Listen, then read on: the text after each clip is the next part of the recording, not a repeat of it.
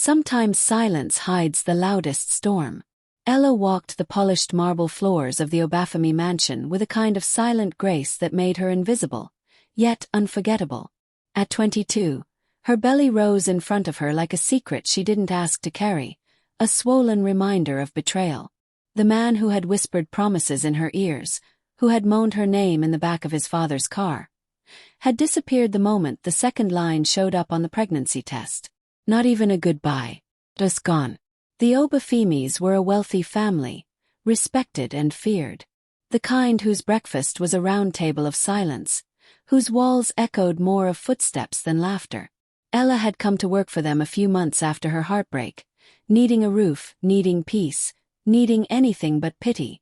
She kept her head down, did her work, and never once complained, even when her back screamed in pain or her feet swelled from too many hours standing. Madame Obafemi adored her. "Ella is gold," she would say to her husband. "She doesn't talk much, but her hands speak better than words." Everyone loved her work. Except him. Tulu, their only son. The black sheep in expensive silk. Tall, handsome, spoiled to the bone, and dangerous in all the ways a woman could fear or crave. He had a habit of walking in half-naked, chest glistening with cologne and confidence, a smirk permanently stamped on his lips. Girls came and went from his room like shadows after sunset, and each one left broken. He noticed Ella from the start, but it wasn't love. It was hunger. She was quiet, pregnant, and untouched. The way her uniform hugged her round belly. The sway of her hips when she swept. The accidental bend when she picked something from the floor. He stared. Every day. Every hour. Until one morning, his mother caught him leaning against the balcony, watching Ella from above as she dusted the sitting room. Her voice cracked like thunder. "She is pregnant, for God's sake. Are you cursed?" Tulu didn't blink. He didn't respond. He just walked off, smirking to himself, pockets in his designer trousers, whistling. Because in his mind, he was already undressing her. Sometimes monsters don't hide in the dark. Sometimes they wear perfume. The rain tapped gently against the glass windows like a warning from the skies. It was almost midnight. The house had settled into its nightly silence, the kind that wrapped itself around Ella like a cloak of unease. She tiptoed into the guest wing where Tulu's room was, holding fresh sheets and a bottle of room spray. It was routine. Make his bed, clean the floor, and leave before he came back from whatever reckless adventure he chased each night. But fate had other plans. Just as she finished spreading the crisp white duvet, she heard the door creak open behind her. The smell of whiskey hit her first, then the laughter, low, dark, slurred. Tulu stepped in, shirt unbuttoned, belt loose, eyes red with liquor and desire. She froze. "Ah, how's girl?" he drawled, shutting the door behind him. "Why do you look like a scared cat?" "I'm not going to bite." He staggered toward her. She backed away, heart pounding. "Please, sir. I'm done here." "I was just leaving," she said, voice shaking. But he blocked the door. His eyes dropped to her belly, then to the soft skin above her chest. "You know, you've been walking around this house like some sacred thing. Pregnant doesn't mean untouchable. You women. Always acting like saints." She moved again. He followed. When his hand grabbed her waist, she slapped it off. "Wrong move." His smirk disappeared. In one swift motion, he pinned her to the wall. She struggled, tears spilling, begging. "I'm pregnant, sir, please don't." He didn't care. The next moments blurred, her cries, the tearing of fabric, the ache of being entered when she wasn't ready. When it was over, he zipped up like nothing had happened. She sat on the floor, knees pressed to her chest, eyes wide with shock. Tulu looked down at her with no remorse. "Don't act like you didn't enjoy it. You're not a virgin. Don't pretend." She stared at him, broken, bleeding, breathless. And then something strange happened. As the door shut behind him and the room fell back into silence, her hand moved to her lips, trembling not from pain, but from confusion. Because beneath the shame, beneath the horror, A part of her body had remembered something. And that terrified her more than anything he had done. Desire doesn't ask for permission. It doesn't care about shame. Ella couldn't sleep. She lay on the thin mattress in the cramped servants' quarters, her hands trembling over her belly, her breaths shallow and quick. The echoes of last night still whispered across her skin, not just the violence, but something worse. The way her body had responded.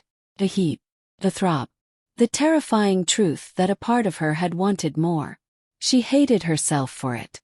She twisted beneath the thin bedsheet, thighs clenched, eyes wide open in the dark. Her body burned. Her nipples ached, swollen and sensitive. Her fingers twitched, restless. She hadn't been touched in months. Not tenderly, not hungrily. The man who got her pregnant had vanished. Since then, she had buried desire beneath routine, behind broomsticks and baby oil. But now, something had changed. That one night had opened a door. And now, the fire behind it refused to die. He sat up. Her wrapper was soaked in sweat, clinging to her curves. She reached between her legs and gasped. She was dripping. Her thighs wet and warm. Her lips parted. Her body hungry. "No," she whispered to herself, rocking. "This isn't me. I'm not like this." But her body didn't listen. The more she denied it, the more it throbbed. By 2 a.m. she couldn't take it anymore. She threw on a loose blouse, no bra, and a short skirt that barely passed her knees. She walked barefoot, slowly, like she was possessed. The house was quiet. Shadows danced on the walls. She passed the family portraits, the antique mirror, and finally stood at Tulu's door. Her fist hovered over the handle. He paused, then pushed it open. Tulu was in bed, this time sober, scrolling through his phone. When he saw her, his brows furrowed. "What the hell?" She didn't let him finish. She walked in, locked the door behind her, and stood in front of his bed. "I can't sleep," she said. He sat up, confused. "You want to report me?" She shook her head. Her fingers reached for the hem of her blouse. In one slow motion, she pulled it off, letting her breasts fall free in the dim light. Full, tender, aching. "I don't want revenge," she whispered. "I want more." Tulu was speechless. "Ella, shut up." She climbed onto him, reached for his waistband, and took control. That night she didn't cry. She moaned. She grinded. She bit his neck and whispered wicked things in his ear. She rode him until he grunted and gasped beneath her. And when it was over, she kissed his cheek. And left before dawn. Not a word. Not a backward glance. Just silence and the sound of his heart racing in the dark. What happens when the prey starts to hunt the predator? Tulu sat at the edge of his bed the next morning, shirtless, fingers trembling around a half-smoked cigarette. He didn't remember lighting it. He barely remembered how he'd let her in. But what he couldn't forget, couldn't unsee, was the look in her eyes last night. Not pain. Not shame. Hunger. She had taken him like he was a toy, like something she needed to conquer. And worst of all, he had enjoyed it. Every second, every bite, every command she whispered in his ear. He had touched hundreds of women, but none like her. None who looked like they were starving. By noon, he avoided the corridors she cleaned. When he heard her voice echoing in the kitchen, he turned the other way. But Ella, he saw him. And when their eyes met, she didn't look away. She licked her lips, slow, deliberate. Her eyes said things no tongue dared speak. He was the one running now. He tried locking his door. He picked it. He switched to the guest room. He showed up there too. Each time she entered, she didn't ask. She didn't speak. She just stripped, climbed over him and took what she wanted. Sometimes soft, sometimes rough, but always hungry. Tulu was unraveling. He stopped going out. Stopped bringing girls home. Even porn stopped working. All he could think about was Ella. Not because he wanted to, but because he couldn't help it. And she knew it. She teased him in daylight. Bent slowly to pick up rags. Let water drip between her breasts when she drank. sat on the edge of his bed when no one was around and whispered, "Are you running from me, sir?" He'd fake a laugh, pretend it was a joke. But the truth, he was terrified. He tried checking into a hotel for a break. Just a weekend to breathe. But when Madame Obafemi asked where he was, Ella was there, listening. That same day, she knocked on Madame's door and said sweetly, "Ma, I need to go for antenatal. The clinic is close to Lekki." Permission granted. That evening, he opened his hotel room door to find her standing there. No luggage, no shame. She walked past him, stripped off her dress, and climbed into bed. "I've missed you," she said softly. "Come. Let me make you forget how to breathe." And that night he did forget. Again, and again, and again. Until the neighbors complained about the noise. Some addictions don't need drugs. Just a body that knows how to haunt you.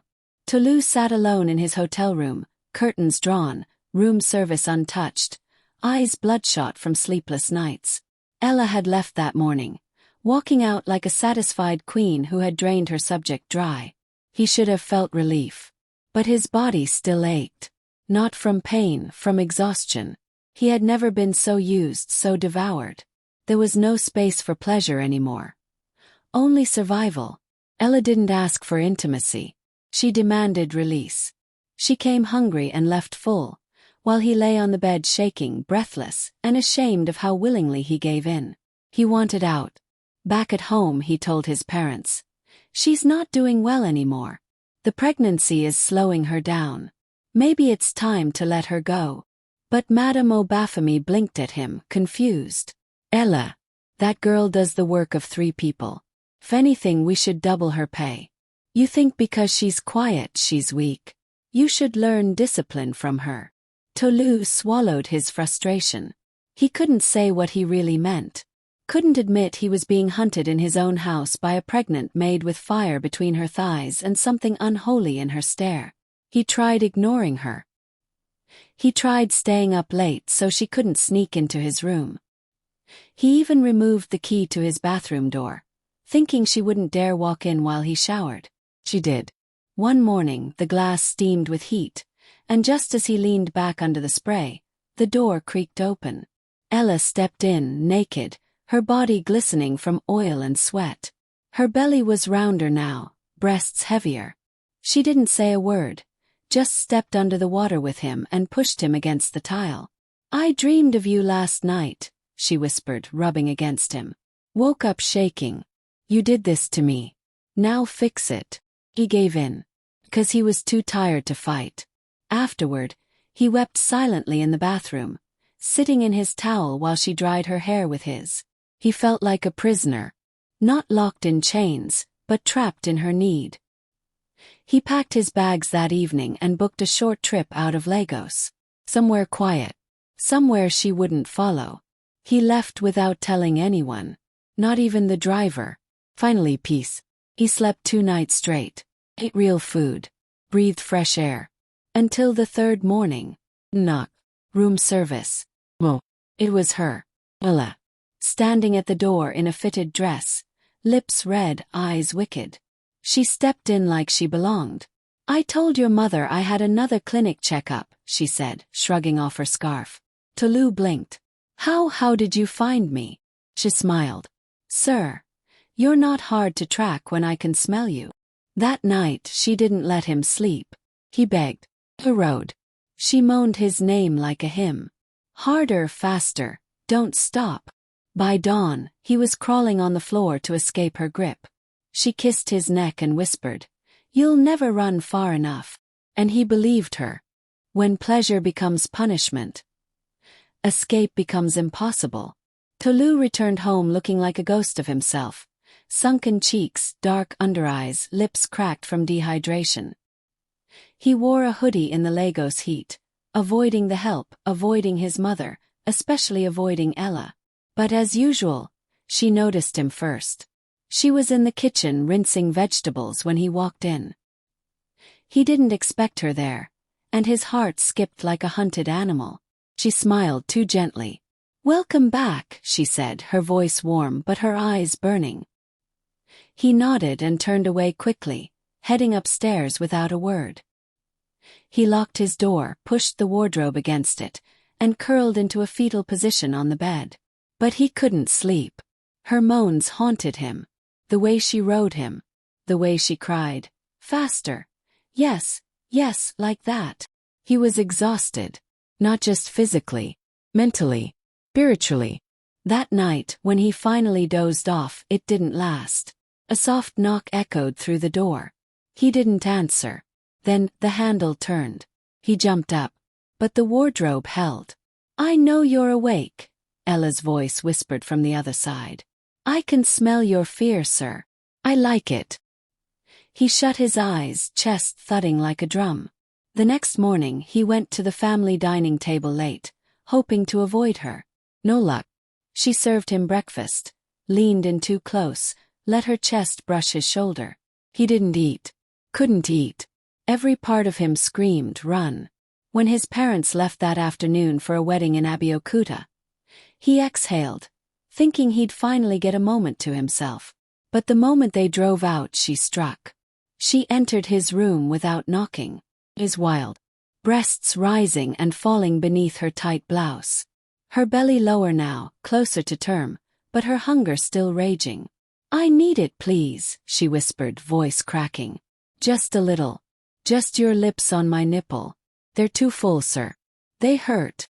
He stepped back. "No, I'm done. You're draining me. Can't even.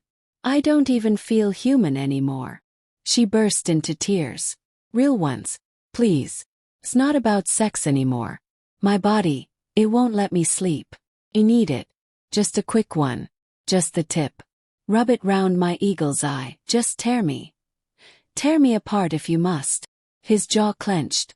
Her tears soaked his shirt. And that's when he snapped. He dragged her to the bed, flipped her over, and entered with a roughness that shocked even him.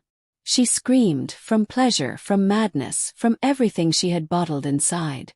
But then, something changed. Her face twisted. Her body tensed. A warm gush spread beneath them. And then, she screamed again. Not in lust, but in labor. "Oh God, it's time. The baby, she's coming." Lust may have awakened her body. But life had other plans. Tulu froze. For a second, he thought she was faking it. Another seductive performance. But the warmth beneath them wasn't desire anymore. It was too much. It soaked through the sheets, ran down her thighs, and stained the floor. Her breath hitched. Her face contorted in pain. Then she let out a scream that shook the walls. "My baby. She's coming. Oh God, she's coming now." Tolu jumped off her, stunned, staring at the mess like it was blood.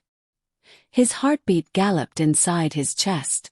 Ella gripped the bedpost, her back arching, sweat pouring from her face. "Tolu, please help me." But he stood frozen. This wasn't sex anymore. This was real. And he didn't know how to handle real. Suddenly the door burst open. Madame Obafemi stood there, eyes wide, mouth open, heart thudding in her ears. She saw the soaked sheets, Ella on all fours, naked and screaming, and her son, shirtless and panicked, hovering nearby.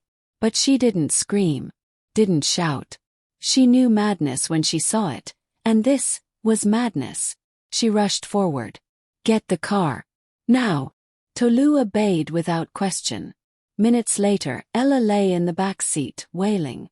Her moans were no longer seductive whispers. They were primal, raw, animalistic. "I'm sorry.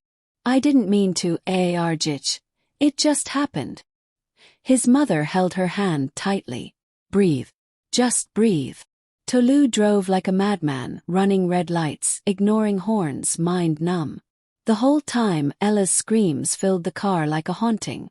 By the time they arrived at the hospital, her body was ready. They rushed her in. Tolu and his mother waited outside, pacing. 15 minutes felt like a century. Then silence. And then the cry. High-pitched, fragile, pure. The nurse came out smiling. "It's a girl. A healthy one."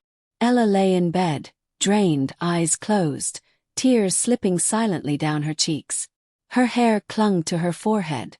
Her body, once raging, now calm.